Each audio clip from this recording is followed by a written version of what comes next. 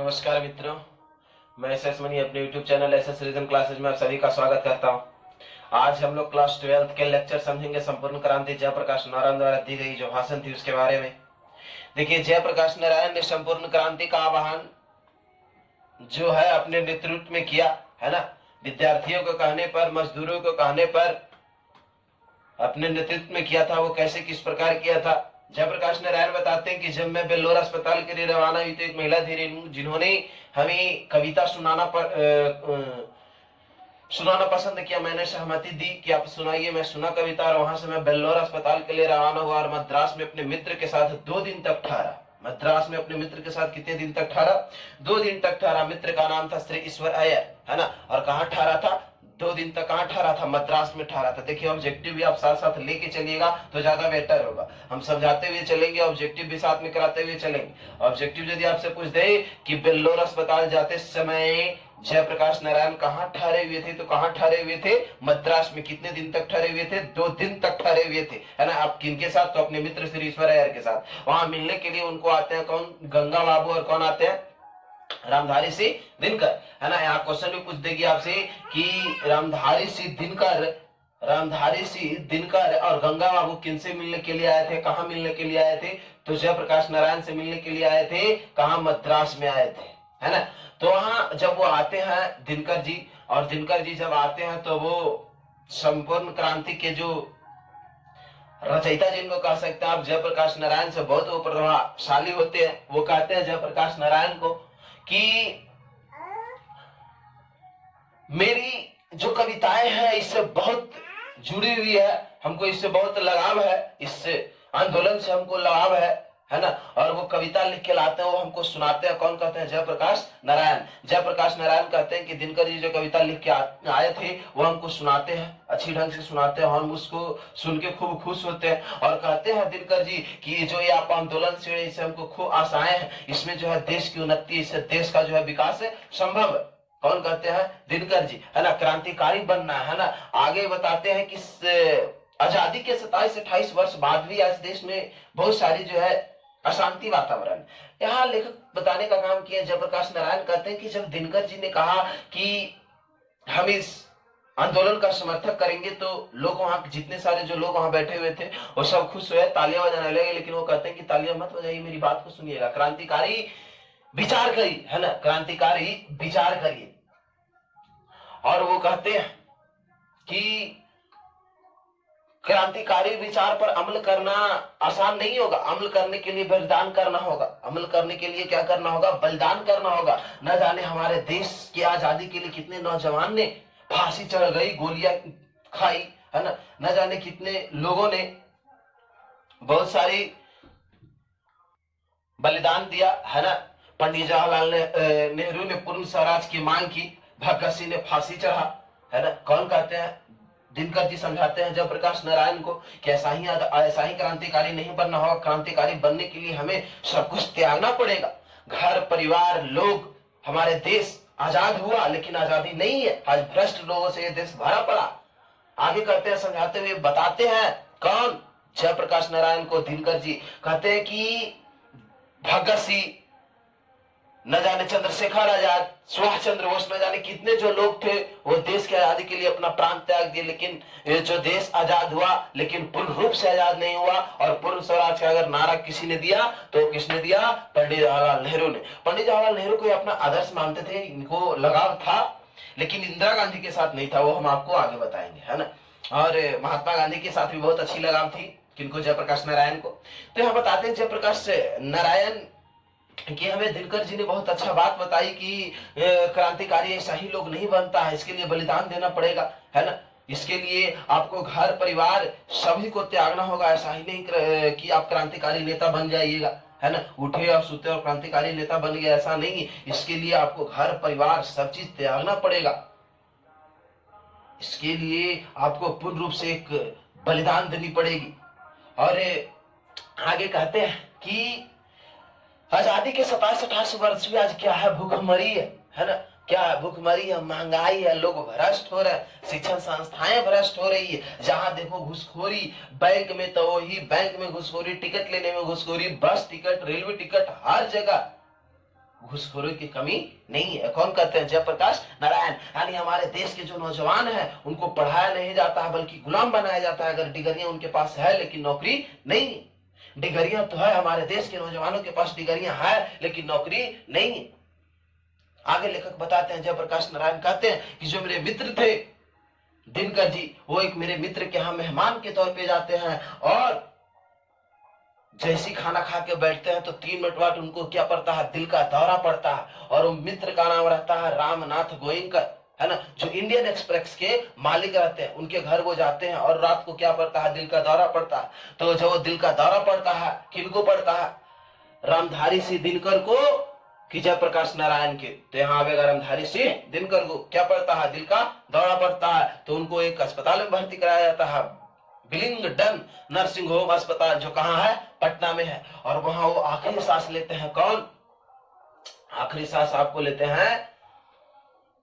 दिनकर जी, और मृत्यु को प्राप्त कर जाते हैं। और इस आंदोलन में जयप्रकाश नारायण को ठेस पहुंचाता है और वो विलाप करते हैं। वो कहते हैं कि हमारे 2 मित्र अब नहीं रहे, है ना, हमारे 2 मित्र अब नहीं रहे। कौन? बेनीपुरी जी और कौन? दिनकर जी। ये 2 मित्र थे हमारे जो बहुत अपनी कविताओं से नवयुवकों का जो है उमंग बढ़ाया करते थे।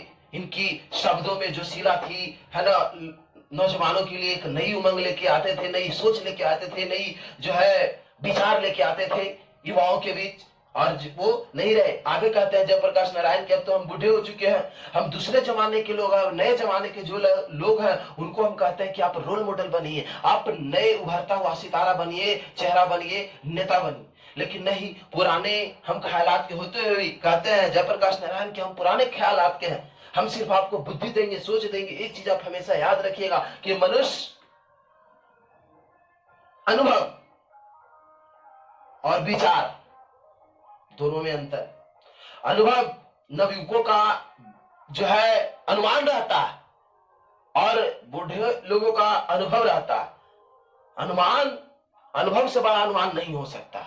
जो आप अनुभव, जो लोग अनुभव किए हैं, आप सिर्फ अनुमान लगा रहे हैं तो अनुमान गलत या सही हो सकता है, लेकिन अनुभव गलत या सही नहीं हो सकता है, डायरेक्ट सही हो सकता है, क्योंकि उस चीज का वो अनुभव किए हैं, उस चीज से, उस दौर से वो गुजरे हैं। तो यहाँ जयप्रकाश नारायण नवयुवकों को समझाते हैं कि आप मेरा अनुभव लीजिए, आप अनुभव लीजिए। आप कहने का अर्थ है कि नया मॉडल बनिए, नया सितारे बनिए, नेता बनिए। नवयुवकों को समझाते हैं कौन? जयप्रकाश नारायण, कि आप नया नेता बनिए, हम आपको बुद्धि देंगे, हम आपको दिमाग देंगे, हम आपको अनुभव देंगे। लेकिन नहीं, नवयुवक भी चाहते थे, मजदूर भी चाहता था कि जो आंदोलन चले उसका अगर कोई नेतृत्व करे तो जयप्रकाश नारायण। जयप्रकाश नारायण ने बहुत जो है टालने की कोशिश की कि हम नहीं इस आंदोलन का नेतृत्व करेंगे, नहीं करेंगे, नहीं करेंगे। फिर भी अंततः उनको बेल्लोर जाते समय उनको ये एक्सेप्ट करना पड़ा, है ना, यानी स्वीकार करना पड़ा कि हम जो है इस आंदोलन का क्या करेंगे? नेतृत्व करेंगे। तब कहते हैं कि हमारे कंधों पे बहुत बड़ी जिम्मेवारी आई है और यह जिम्मेवारी अपनी तरफ से मांग करके नहीं लिया गया है, यह जिम्मेवारी हमें लोगों की तरफ से मिला है और मैं यह जिम्मेवारी पे खरा उतरूंगा। कौन कहते हैं? जयप्रकाश नारायण कहते हैं, है ना। और बताते हैं कि हम लोगों को बताते थे, समझाते थे कि हम दूसरे जमाने के लोग हैं, है ना, हम दूसरी पीढ़ी के लोग हैं, आप नई पीढ़ी के हैं। लेकिन फिर भी लोग नहीं माने और हमको बेल्लूर जाते समय जो है यह जिम्मेदारी दी गई।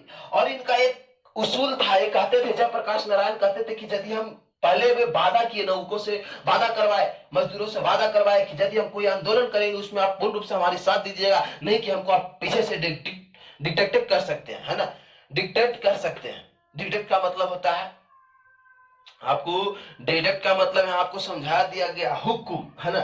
डिक्टेट का मतलब क्या होता है? हुक्म। क्या आप हमको पीछे से हुक्म नहीं जमा सकते कि आप ये करो वो करो, है ना।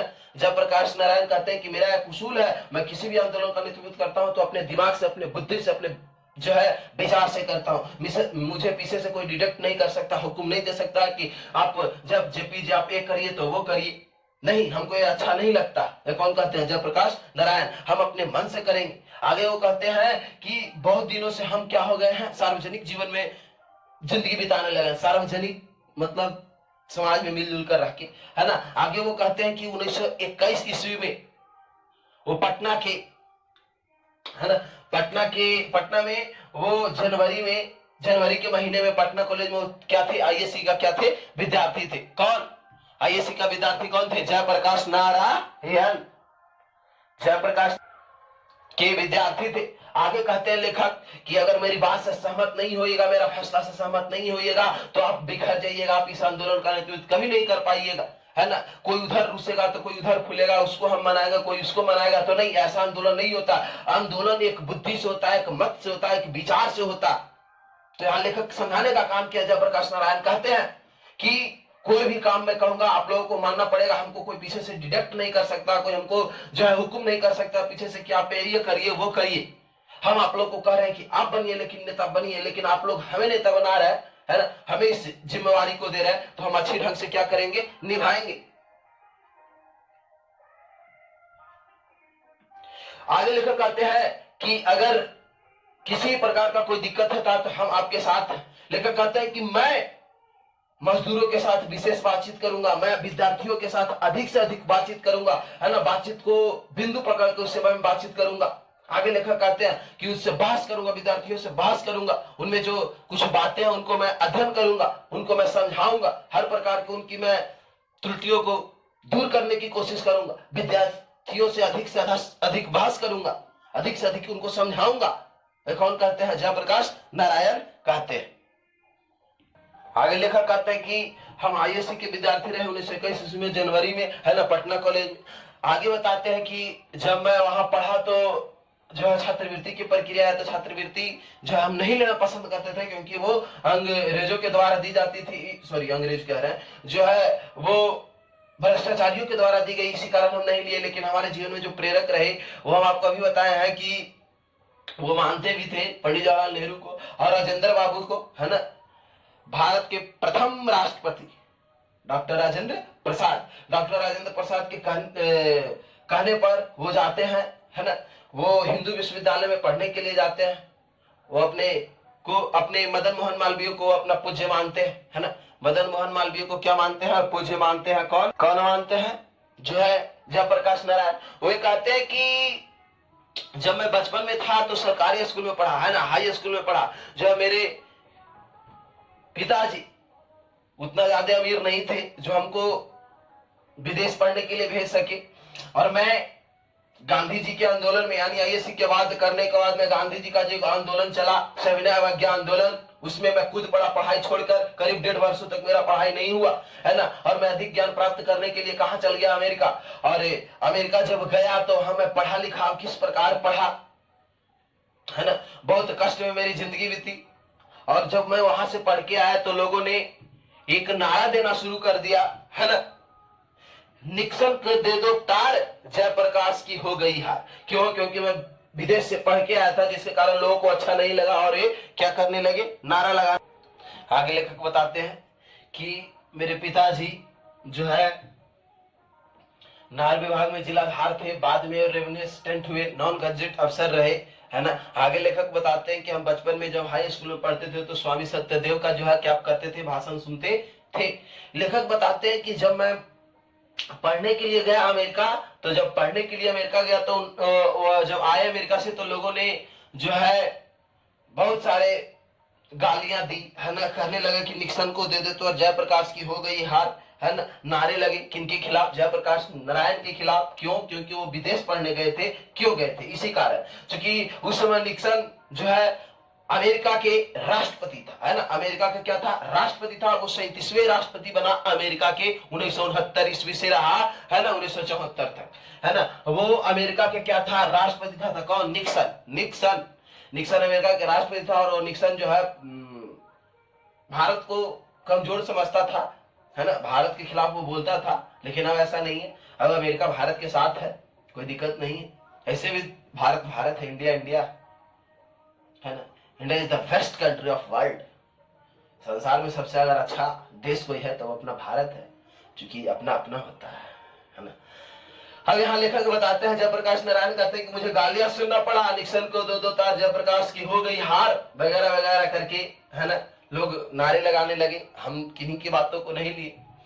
लेखक बताते हैं कि जो मेरे पिताजी उतनी बड़ी हैसियत के नहीं थे जो हमको अमेरिका पढ़ने के लिए भेजे, लेकिन वहां हमको सुनने में आया था कि जो है वहां लोग काम करके भी पढ़ाई कर लेते हैं। तो